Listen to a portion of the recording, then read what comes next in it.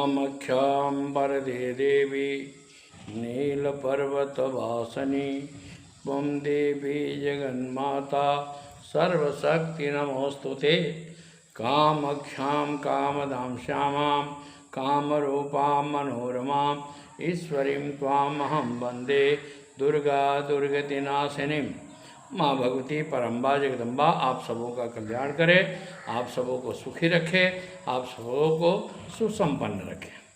सबसे बड़ी चीज़ ये है कि मैं आज तक जो भी प्रोग्राम बताता हूँ करता हूँ वो आप लोगों के हित के लिए माँ भगवती के कृपा से जो उनका आदेश होता है वो मैं आप लोगों को देता हूँ। जैसे कि हर साल माँ कामाख्या के यहाँ जो रजोधर्म का 3 दिन का मेला लगता है उसका मैंने शुरू किया था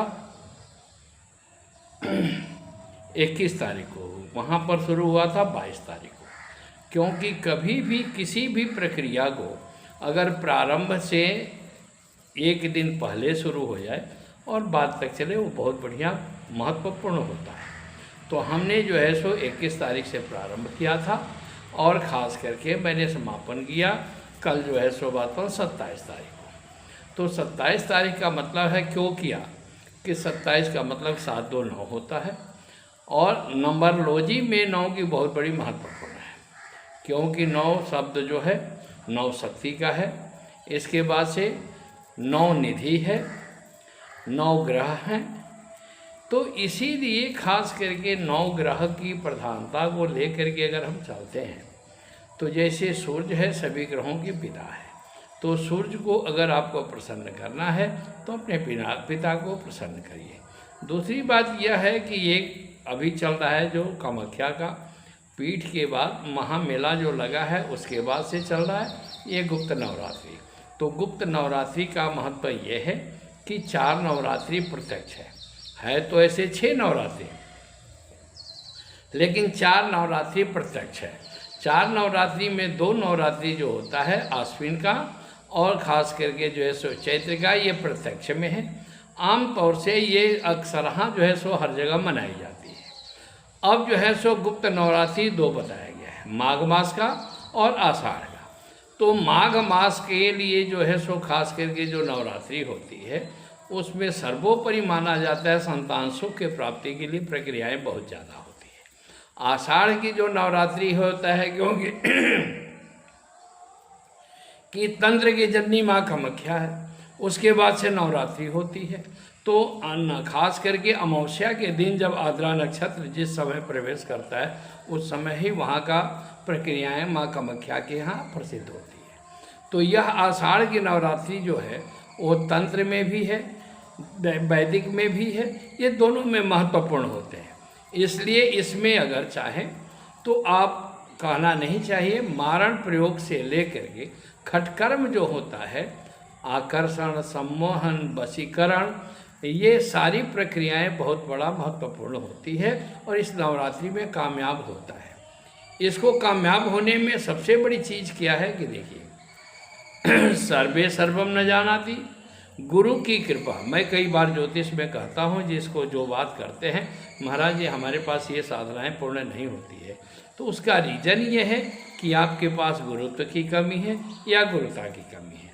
गुरुत्व में गुरु की कृपा आप पर नहीं है या आप मंत्र जो गुरु ने दिया है उसको सही सदुपयोग नहीं कर पा रहे हैं, आप उसको ठीक से जाप नहीं कर पा रहे हैं। इसलिए खास करके आषाढ़ के नवरात्रि में गुरु, जैसे पृथ्वी में गुरुत्व आकर्षण है, आसमान में भी गुरुत्व आकर्षण है, जल में भी गुरुत्व आकर्षण है। तो इसलिए अगर आप पृथ्वी जैसे गुरु की कृपा होती है, गुरुत्वाकर्षण आपके साथ होता है, तो वही मंत्र 4 गुना फल देता है। और अगर आप अकेले करते हैं तो किस तरह से कि अजा गलस्तनस चैवा, बकरी के गले के लोर के तरह कि आस्तन तो है देखो दूध देने वाली नहीं है, उसी तरह से आप प्रक्रिया जो करते हैं, जाप जो करते हैं, अनुष्ठान जो करते हैं, पूजा भी करते हैं, उसकी सार्थकता कम होती है। इसका मतलब ये है।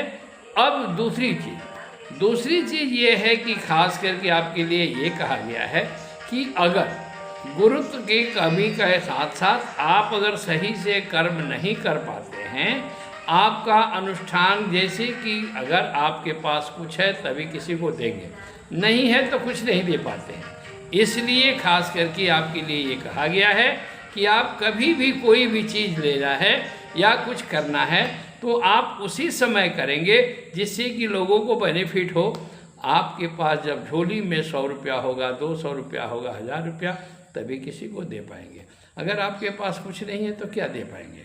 तो इसलिए मेरा कहना यह है कि आप कभी भी कोई भी अनुष्ठान पूजा करते हैं तो पहले आप अपने घर में बैठ करके आप उस मंत्र की शक्ति को जागृत करिए, आप अपने मंत्र को जो है सो अपने पास एकत्र करिए, तब न किसी को देंगे।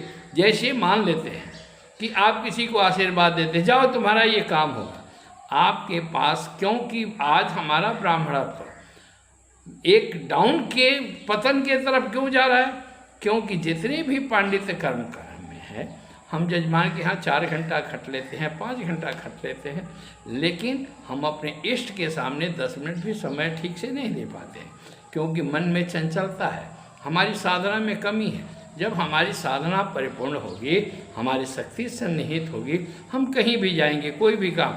खास करके देखिए, पहले जो कहा जाता था कि ब्राह्मण के मुख में अग्नि है, ब्राह्मण से मुखमासीत बाहु राजन्या कृता उरु तदस्य जद्वैश्य पद्भ्यांगं सूत्र हो जाए। तो इसका मतलब है कि हमारी तपस्या में कहीं कमी है, क्योंकि हम लोग भोजन करने जाते हैं, चाहे संत हो चाहे कोई भी हो, अगर हम लोग जाते हैं भंडारा करने जाते हैं, भोजन करने जाते हैं, तो हम कहा गया है कि अगर आप किसी का अन्न भोजन करते हैं तो 108 दाना गायत्री का गुरु मंत्र का नहीं करते हैं तो वह आपके लिए कहीं न कहीं बोझ बन जाता है।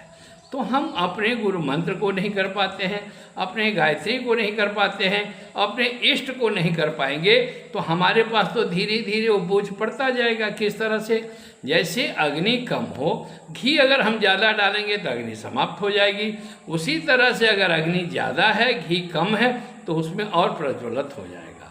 तो हमारे गुरु महाराज जो भी गुरु मंत्र देते हैं, गुरु मंत्र इस तरह के देते हैं कि आप क्या करेंगे कि जैसे जिह्वा रूपी जो है सो इंद्रिय के द्वारा आपके कर्ण रूपी आकाश में आपको जब मंत्र दिया जाता है तो हृदय आकाश में उसका उत्फलित होता है। जैसे जमीन का गुड़ाई बुआई सारा कुछ होगा, उसमें बीज डालेंगे, उसका वृक्ष बहुत बड़ा सुंदर और बहुत अचूक होता है।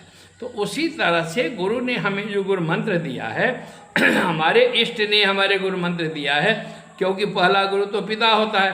तो खास करके ब्राह्मणत्व में जो यज्ञोपवीत होता है, उस समय पिता ही उसको गायत्री मंत्र देता है या पहला गुरु गायत्री मंत्र देता है। हम लोग उसी को अगर नित्य क्रिया नहीं कर पाते हैं, उसी को सफल नहीं करेंगे, तो कहीं ना कहीं हमें दिक्कत होगा। तो इसलिए मेरा कहना यह है कि आप इस प्रक्रिया में, अब जैसे जिसके घर में अनेकों प्रकार का 2-3 आदमी का फ़ोन आया था कल कि महाराज हमारे घर में बहुत से परेशानी है, हम कुछ करवाना चाहते हैं। तो जैसे महाराष्ट्र से भी एक फ़ोन आया था, एक गुजरात से भी आया था। अगर आपके यहाँ जो प्रेतांशिक दोष है, अगर आपको लगता है कोई आपके यहाँ कुछ किया हुआ है, तो आप गूगल जला करके हनुमान जी का बजरंग बाण का पाठ करिए और उसमें साथ साथ हींग डाल करके उस धूना को पूरे घर में घुमाइए। अगर वैसे नहीं होता है तो पंचगव्य का पान करिए और पंचगव्य का घर में छिड़काव करिए। जो दुष्कृत भावना है, दुर्भावना है, दुष्कृत्य है, वो अपने आप धीरे धीरे समाप्त हो जाता है, लेकिन आपको करना पड़ेगा। अगर दूसरा कोई चाहे कि आप कोई कर दे तो कुछ नहीं कर पाता है। इस प्रक्रिया को करने के लिए आपको तत्पर होना पड़ेगा, आपको तपस्या करनी पड़ेगा। क्यों कि संसार में तपस्या का ही बल से आप कुछ प्राप्त कर सकते हैं। बिना तपस्या का आज आपके पास जितनी भी सुविधाएं हैं, बिना तपस्या का नहीं है। आपने कल तपस्या किया है तो आज मिला है, आज उसको सही सदुपयोग नहीं करोगे तो कल नुकसान होगा। इसलिए मेरा कहना यही है कि जो भी हमारे वीडियो को अगर अच्छा लगता है, आप इसको सब्सक्राइब करें और आगे बढ़ाएं। माँ भगवती की कृपा इस पर गौर से करिए। जैसे मान लेते हैं कि आप अपने माता पिता का चरण छूते हैं, हमारे धर्मशास्त्र में कहा गया है कि माँ के चरण में सभी देवताओं का वास होता है, पिता के चरण में सभी देवताओं का वास होता है।